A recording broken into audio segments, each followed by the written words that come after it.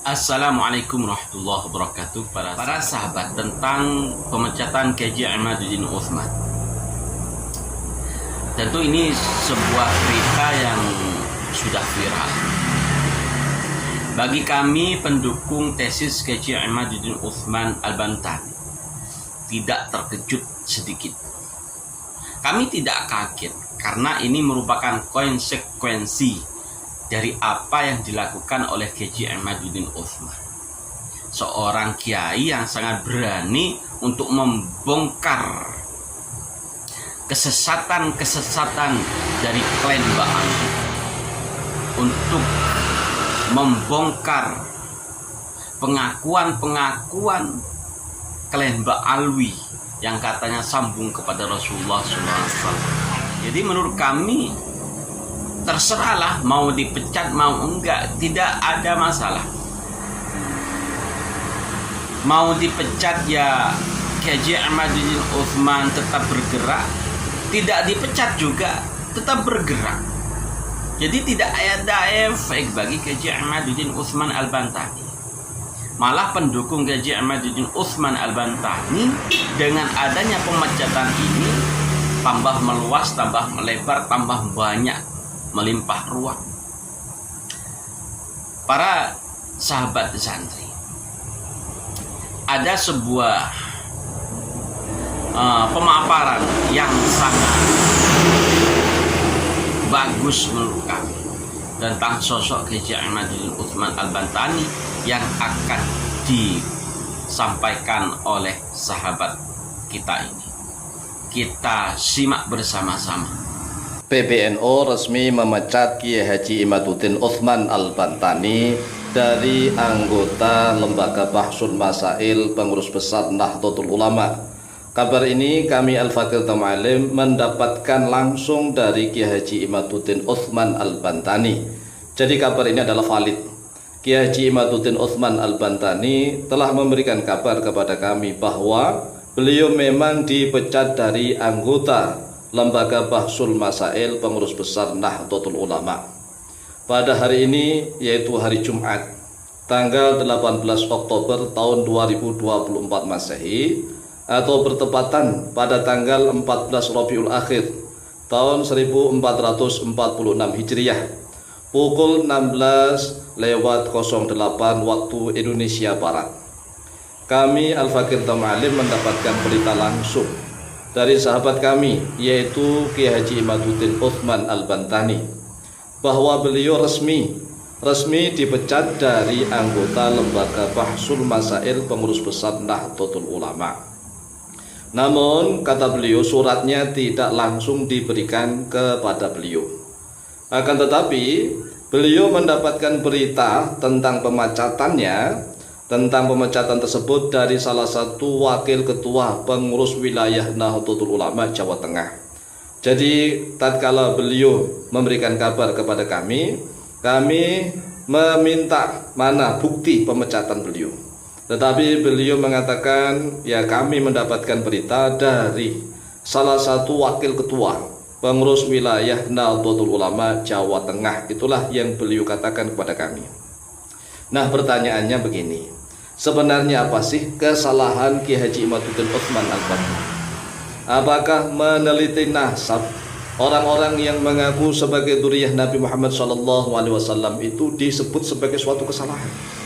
Justru yang salah itu adalah orang-orang yang langsung husnudzon. Ada orang yang mengaku sebagai dzurriyyah Nabi Muhammad SAW kemudian langsung husnudzon begitu saja, padahal mereka memiliki kemampuan dan ilmu pengetahuan tentang nasab.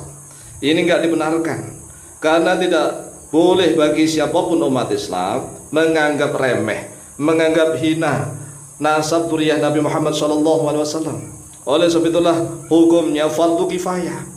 Nah, hukumnya fardu kifayah sudah dijalankan oleh Kiai Haji Imaduddin Utsman Al-Bantani, tetapi aneh, teman-teman di pengurus besar Nahdlatul Ulama malah justru bertindak sewenang-wenang, tidak adil. Ini tidak adil sama sekali.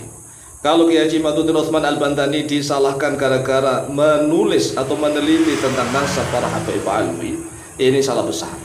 Kemudian ada lagi rumor yang beredar bahwa kesalahan Kiai Haji Imaduddin Utsman Al-Bantani itu ya mengadu domba antar warga Nahdliyin. Ini coba kita renungkan. Yang mengadu domba itu sebenarnya siapa coba? Dulu para habaib di Indonesia yang tawadhu, yang senantiasa mengikuti majelis-majelis para kiai.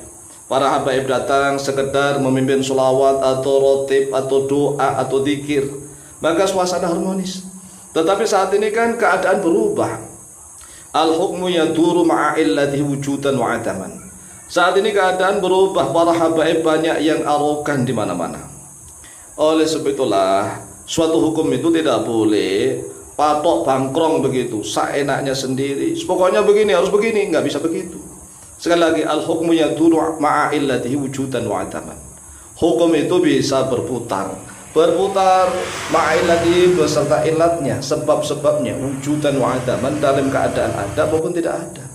Jadi sekali lagi nih, para pengurus besar Nahdlatul Ulama, salahnya Kiai Haji Imaduddin itu apa? Justru kami sendiri Al-Fakir Tama'alim menuntut para pengurus besar Nahdlatul Ulama ini untuk berlaku adil.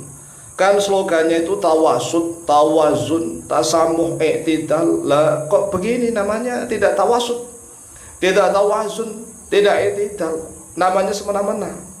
Kan kalau ingin adil di tengah-tengah itu, ini kan yang mendukung tesisnya Kiai Haji Imaduddin Utsman Al-Bantani itu banyak sekali. Kami sudah pernah mengusulkan minimal dipanggil 20 orang, 20 nama dipanggil. Kalau memang pengurus besar Nahdlatul Ulama itu berjiwa besar, sekali lagi, kalau memang para pengurus besar Nahdlatul Ulama itu berjiwa besar, berilmu yang mendalam, mohon maaf nih, kami sudah agak gregetan. Jadi kalau pengurus besar Nahdlatul Ulama ini berjiwa besar, bukan berjiwa kerdil, ilmunya lautannya goro, tabahur fil ulum, maka namanya lautan itu akan menampung siapa saja. Jadi para pendukung Kiai Haji Imaduddin Utsman Al-Bantani seperti Kiai Haji Nur Ihya Salafi dipanggil, itu orang-orang NU tulen. Kemudian Gus Abbas Buntet dipanggil. Kemudian siapa lagi, misalnya Gus Fuad Pleret dipanggil. Kemudian siapa lagi, banyak lagi sekarang, Gus Hasan. Gus Hasan ini juga sangat ilmiah dipanggil. Gus Aziz Jazuli dipanggil. Jadi minimal 20 orang dipanggil. Itu kalau PBNU adil. Ini enggak semena-mena. PBNU semena-mena begini, Masya Allah, Masya Allah, Masya Allah. Warga NU banyak yang malu. Banyak yang malu. Sehingga kami Al-Fakir Tama'alim terpaksa ingin mengajak seluruh warga Nahdliyin Nahdliyat. Bagaimana tanggapan Anda, wahai seluruh warga Nahdliyin Nahdliyat, terhadap sikap pengurus besar Nahdlatul Ulama yang memecat Kiai Haji Imaduddin Utsman Al-Bantani dengan sewenang-wenang, semena-mena, seenaknya saja. Bagaimana nih? Apa yang harus kita lakukan? Kalau Kiai Haji Imaduddin Utsman Al-Bantani sih santai-santai saja. Saat ini beliau masih menjabat sebagai ketua RMI, ketua Rabithah Mahid Islamiyah PWNU Provinsi Banten. Jadi kalau jabatan di NU saat ini, Kiai Haji Imaduddin itu masih ketua, kedudukannya ketua RMI, ketua Rabithah Mahid Islamiyah PWNU Provinsi Banten. Dan kebetulan kami Al-Fakir Tama'alim sebagai mantan ketua lembaga dakwah Nahdlatul Ulama cabang ini PCNU Kota Puntang Kalimantan Timur, saat ini menjadi salah satu wakilnya Kiai Haji Imaduddin Utsman Al-Bantani, yaitu wakil di RMI PWNU Provinsi Banten. Oleh sebab itulah kami sebagai warga NU yang dari sejak kecil berjuang menyebarkan organisasi NU, tatkala kami berjuang di Kalimantan Timur, membentuk ranting-ranting sampai MWC, kemudian kita membentuk lembaga PANEM dan seterusnya, berjibaku berdebat dengan Wahabi, membentengi umat Islam dari kristenisasi dan seterusnya. Nah sekarang ini pengurus besar Nahdlatul Ulama kok seenaknya saja memecat orang tanpa ada konfirmasi terlebih dahulu. Demikian, semoga diperhatikan dan mohon maaf sebelumnya. Wallahu ta'ala a'lamu bishawab. Para sahabat, mungkin cukup itu yang perlu kami sampaikan. Semoga dengan apa yang kami sampaikan ini bisa menambah wawasan kita untuk tetap menjaga keutuhan NKRI, untuk menjaga marwah para kiai-kiai Nusantara. Kita jangan pernah gentar. Kiai Haji Imaduddin Utsman dipecat dari PBNU itu bukanlah masalah. Kami selaku pendukung dari kajian ilmiah Kiai Haji Imaduddin Utsman sekali lagi tidak kaget dengan pemecatan itu. Terima kasih. Wallahumma fiqh. Assalamualaikum warahmatullahi wabarakatuh.